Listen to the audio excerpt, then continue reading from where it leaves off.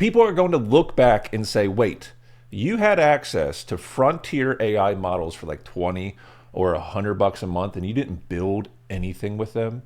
Right now, AI is hugely, massively underpriced. So these companies, they're subsidizing our usage. Me and you get to use these because they allow us, right? They are letting normal people access billion-dollar models, AI models, for prices that make no sense compared to the value that they can produce. And I think this window, this opportunity for you and me right now is closing. So over the weekend, I was talking to an old friend, right? And he's an engineer turned programmer. And then that's kind of like exactly the type of person who actually uses AI in real work.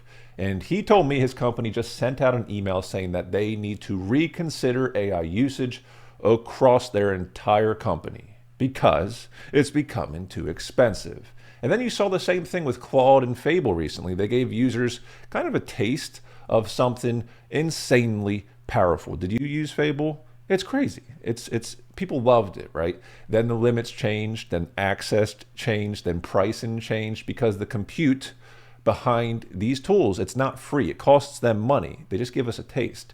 So this is the pattern, right? Give people a taste of it, prove the value, then separate the casual user, right, from the power user. Now, at that same party, I talked to another buddy of mine I've known for like 30 plus years, and he's been a programmer, a real programmer for 15 plus years, and he was not excited. Mind you, this guy, this person I'm talking about, super smart, was working on AI models well before it was like common nomenclature to people like me and you. Right? AI has been around for some time in different forms, and he was working on it, and he is not excited right now. And he was kind of beat down by the whole thing because he's watching something very strange happen in real time. Because for years, programming was one of those protected skills. It was a protected skill. At least that's how it was perceived in my generation. You go to college, you become a computer scientist major, right? And you can go work for Facebook, Meta, whoever, and you'll have a job forever. You'll make tons of money, right? You had to know the language. You had to, know the tools. You had to understand all these different things. You had to sit there and grind it out and find the bugs and Google this weird syntax era, right? But those days are over, right? Because now a normal person can open up Fable or Opus, Claude, whichever model you want to use, describe an idea, and get pretty darn close to something real. Now, with all of this, I think people are massively underreacting to the moment because AI is a ticking time bomb. AI is definitely a ticking time bomb. You may have a few months, you may have a few years. I don't really know exactly how long the window stays open, but there is no world where the best AI models, right, the best coding agents, the best video tools, etc., all stay casually available to normal people at these prices. It's just not going to happen, right? And things are already showing up. So the Wall Street Journal just reported that OpenAI, Anthropic, Google, Microsoft, and AWS, they are handing out huge amounts of free or discounted AI compute credits to startup companies, right? In some cases, we are talking about offers worth millions of dollars. They're eating the cost to win the customer, which is something that's been going on for decades. Think of Netflix, Amazon, all these big companies, hyperscale, they lose money and then they turn the screw, right? But somebody eventually has to pay. Somebody has to pay for the GPUs. Who's going to pay for the data centers, right? Somebody has to pay for the electricity, for the infrastructure, right? Reuters just reported that big hyperscalers like, Alphabet, Amazon, Meta, Microsoft are expected to spend around $4.8 trillion in capital expenditures from 2026 now to 2030. That is humongous. That's the part where people do not see when they pay, $20 a month. You're not just using like an app. You are touching this massive global infrastructure build out that costs an insane amount of money. And I think Fable is the clearest preview of how this plays out, right? Anthropic literally said Fable 5 would be included for up to 50% of weekly usage limits through July 7th. We just did that. It was awesome. I used it to build crazy things. And then after that, it moves to usage credits. Have you used the usage credits? It's crazy. Super expensive. And that's the pattern. It gives people a taste. It kind of proves the value. And then what? Are you going to use it or aren't you? They're going to compress this whole thing. All of this to say, I think this is the most important message that I think there can be taken from this is right now, these companies are still subsidizing the cost. And you're getting access to tools that may never, ever, ever be cheap again.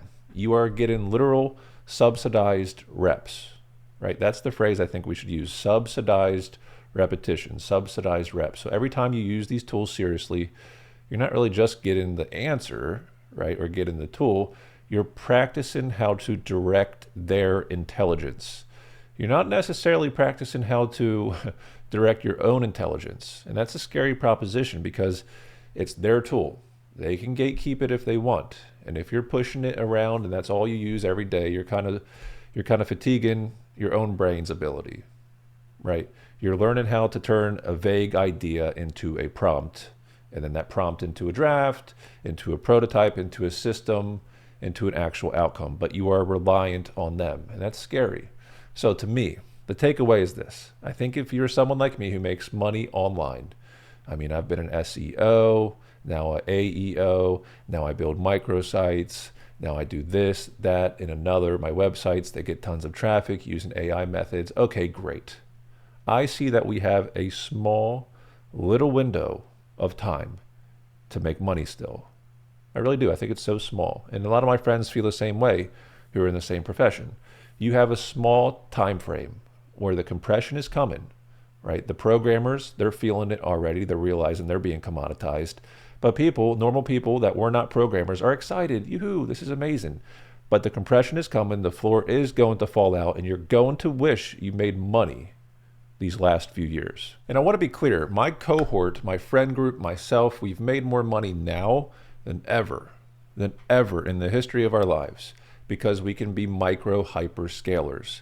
But the future is not that everyone gets access to these models forever, right? The future is cost control, it's tiers, it's credits, it's madness, because these are for-profit companies that are going to restrict everything. So my encouragement to you, and this is what my school community is all about, find the intersection of money where AI can hyperscale. Oftentimes with us, it's local businesses, right? Local businesses have real world products. Therefore, you have a hedge, a protection against what AI does to the internet and what have you. Take a plumbing company, take a roofing company, hyperscale its ability through marketing, through AI. It's really that simple. Take boring things and hyperscale them at your local level. That's going to be an opportunity for some time. But a lot of industries, a lot of people, they're going to be surprised at how compressed this time is going to be, how compressed all of this is going to be. So the programmers are freaking out. They can already read the writing on the wall. The normal people are still excited because now we have access to be like programmers. We're not really programmers. There's still tons of money to be made, but I think it's a whole lie. The AI, the hype of AI is kind of like a lie, because underneath of it all, it's like a foundation that's going to be crumbling in some regard, because eventually they have to monetize.